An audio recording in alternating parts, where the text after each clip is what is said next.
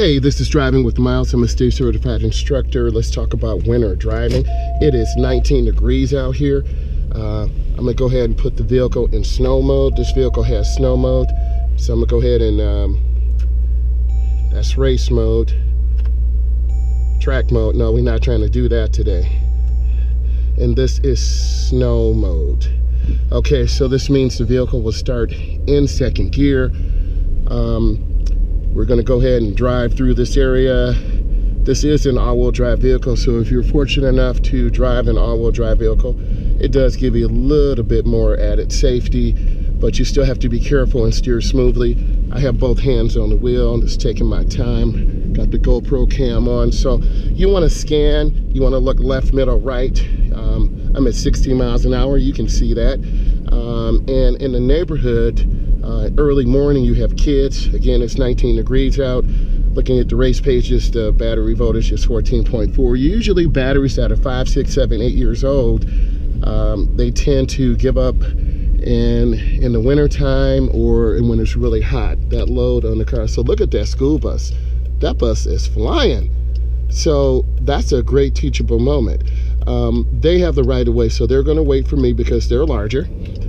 And then I'm gonna go ahead and make my turn, hand over hand in and hand over hand out. That's a pretty good turn. Let's see if they're gonna stop. No, of course not. But if we did that on our test, then we'd be wrong. So learn from the mistakes of others. It's really important that you learn good fundamentals, and I have an opportunity to teach the next generation. I'm not perfect in my teaching instructions, but I really try to give students and adults, anyone who's taking driver's ed, a perspective on driving to be safe. I've been teaching 21 years, so I'm blessed to have this opportunity, and getting older is a great opportunity to teach the next generation driver. So I stop, I look, I see the kids, and then I make my turn, hand over hand in. Now, let's talk about this hand over hand stuff. I've been getting a lot of comments. There are various methods. Now, I'm at a low speed turn, less than 10 miles an hour. Hand over hand is the best method, the preferred method to turn when you're parking or making turns at intersections. You can also do hand to hand, okay? But I prefer to teach my students hand over hand. We know there's an airbag in the middle, so we're not talking about putting our thumbs on. And now I'm slowing down again. Let's see if they're really even gonna stop. People don't stop. Please learn from this. Okay, so I'm just going slow. I don't want to overturn because I can slide and drift into this girl, and that would not be good. And I'm turning out hand over hand. And notice, my fingers, my thumbs are not on the airbag. They're not at the bottom wheel or the top. So I'm just taking my time scanning. There's a car behind me. Every 12 to 15 seconds, you want to check your mirrors. I'm looking around scanning, taking my time. The oil pressure is 49. The oil temp is 149. And the battery voltage is 14.4. I'm at about a little less than 1/4 of a tank, which is okay, but you want to keep your car as full as possible. I'm going to come up and scan, and there's a lot of traffic here. So that is my sensor on the car, and I'm gonna go up and make this right turn. I'm looking for a gap, and one of the comments is a gap. You're either gonna pull out in front of a car when it's safe or pull behind a car when it's safe. And this is where the experience comes in. If you're not sure, let that window down just like I am, and now you can see more. So that's important. Also use sound. The garbage truck is blocking view, so I'm gonna go ahead and be safe. And then you want to turn in the nearest lane. You can tell there's real slick out here. So I'm in snow mode, so the vehicle starts in second gear, and then I'm going to get over one lane to the left, mirror turn signal blind spot, and I'm just taking my time. I see the minivan. They're either going to pull out in front of me, see what they did, or they're going to wait. It's all timing. Their gap, they chose to pull out in front of me or behind. So that always catches beginning drivers off guard. It catches all of us off guard.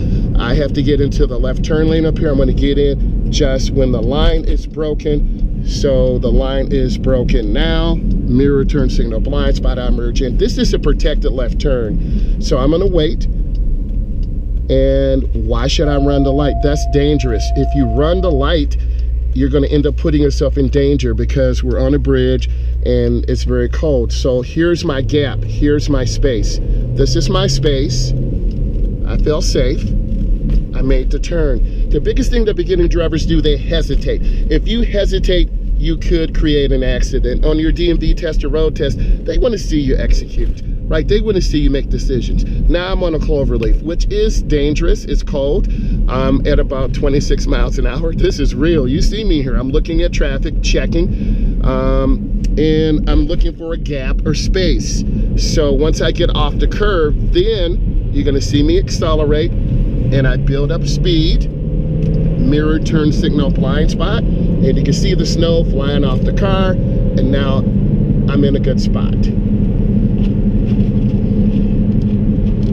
Okay, so I'm driving, I'm looking ahead, keeping space, taking my time. And when you get on your DMV test or road test, they're going to get you on the freeway, off the freeway immediately. You won't be driving forever. So I'm going to go ahead and get off at this next exit. I'm going to go ahead and turn on my blinker about now. And it's timing, 3 to 5 blinks. I'm in the deacceleration lane. My foot is off the gas. Now I'm just coasting, taking my time, driving the vehicle, being safe. I'm going to kill my blinker. I'm looking. I like to be overly cautious and check and look at the ramp. I want to be smooth. I want to stay on the pavement. I don't want to go short to left. That's black ice. Why would you do that? So don't panic. Don't ride to the edge. A lot of beginning drivers tend to hug left or right. So that's one thing you want to be aware of. And here are our chevron alignment signs. We have our warning to the left. We have our edge line to the right. I'm looking ahead. I'm slowing down early just in case we slide. One of the worst feelings in the world is to slide into someone and rear end them. And that's scary and dangerous. So here's a good situation, teachable moment. These lanes, my lane has to turn right only. Inside lane, nearest lane. The second lane to my left, they turn in the middle lane. Also, the lane next to me, they can turn right or go straight. And the lane to the left, they can also go straight. So I'm maintaining, I'm waiting, I'm checking traffic. You see me looking. The biggest thing I like to see my students do is look and check that traffic, rotate that head. Look, do those head checks. So I'm looking, I'm checking, I'm scanning. See, truck ran a light.